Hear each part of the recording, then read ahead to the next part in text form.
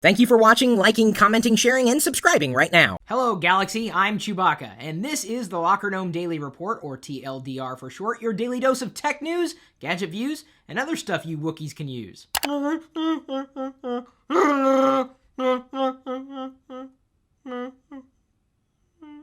The Locker Gnome Daily Report is brought to you by GoToAssist from Citrix. GoToAssist includes 3 essential support tools in one simple platform.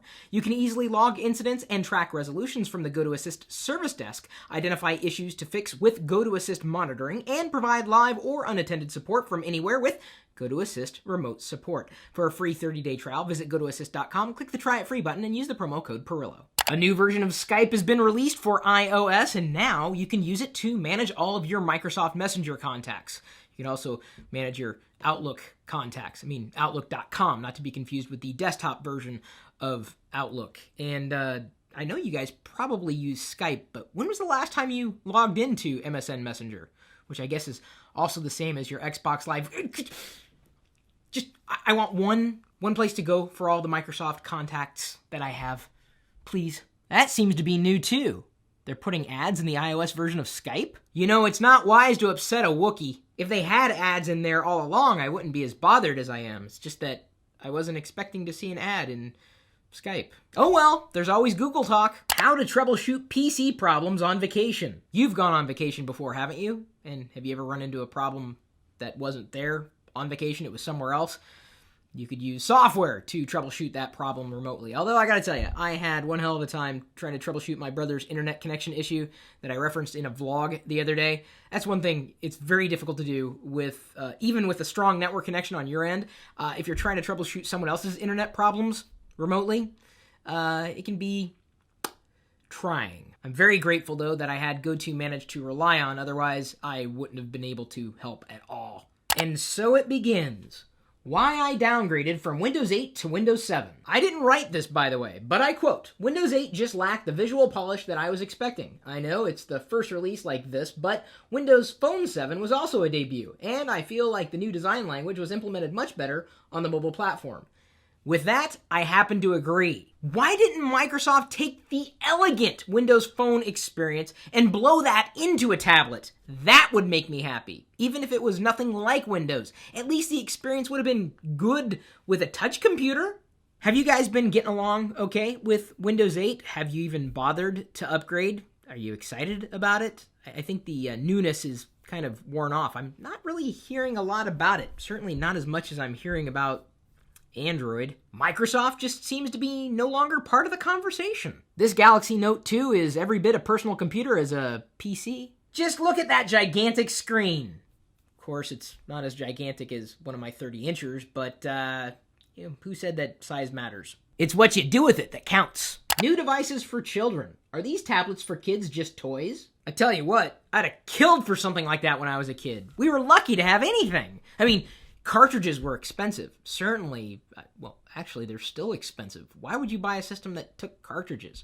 It's all about the app. And what a kid needs is something completely different than what an adult needs. Well, in terms of hardware. It's just that some of those kid tablets are expensive. Why not buy an adult tablet and kidify it? Any of you parents out there getting tablets for your kids? Which ones are you going with? And why?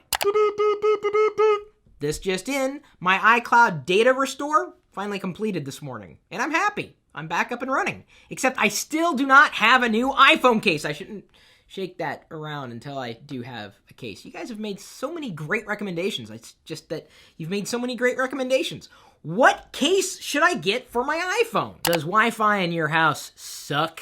Mine did until I added a wireless network extender. And if you're trying to figure out how to do that there in your home, we've got a tutorial. How to extend your home Wi-Fi signal. It takes measurement, and it's really all about where you have those base stations and repeaters set up, more than anything. And I didn't realize that until I finally found the right places for the base stations and repeaters. And I can tell you one thing, my home network is much happier on wireless now than it was before. Don't buy a new router, just buy an extender. But put it in the right place. But be sure to put it in the right place.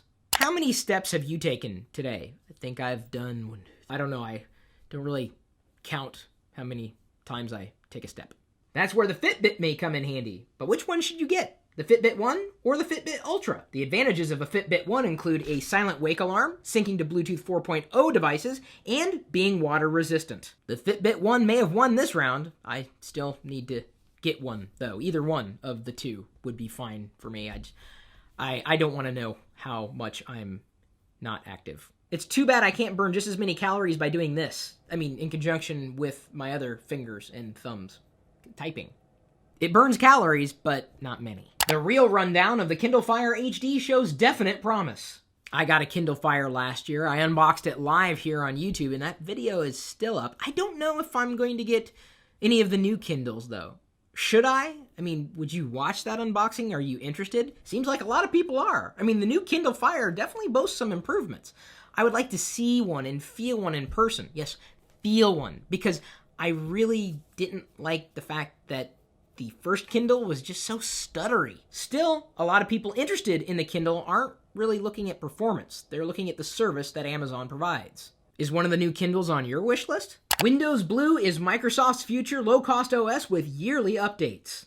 Why don't they just make Windows low-cost? I mean, the version of Windows that, everybody is using or wants to use. Microsoft launches Scroogled anti-Google shopping website. Oh, that's interesting. Has to be the ugliest design I've seen all year. It's interesting what Microsoft has on the page, though. Quote, "In the beginning, Google preached, don't be evil. But that changed on May 31st, 2012. That's when Google Shopping announced a new initiative. Simply put, all of their shopping results are now paid ads. Told you, the only thing multinational corporations care about is profit. Don't be evil." Look, I have no problem with Google's business model any more than I have a problem with Apple's, any more than I have a problem with Microsoft's, which is to say I don't have a problem with their business model. I do, however, believe that people need to start looking beyond Google for getting stuff that they're looking for. So good on Microsoft for doing something like this. I just don't know how many people are going to be paying attention. And if you thought Google's nose was clean, you might want to check into the facts. And remember, competition is never a bad thing. Mind-controlled artificial limbs coming in 2013. Mind-controlled artificial limbs are coming in 2013. Makes me kind of hope that we make it past the end of the world here in a few days. Our question of the day is brought to you by GoDaddy.com. You can use the coupon code 599CHRIS when you check out to get 3 domains for $5.99. The link is in this video's description.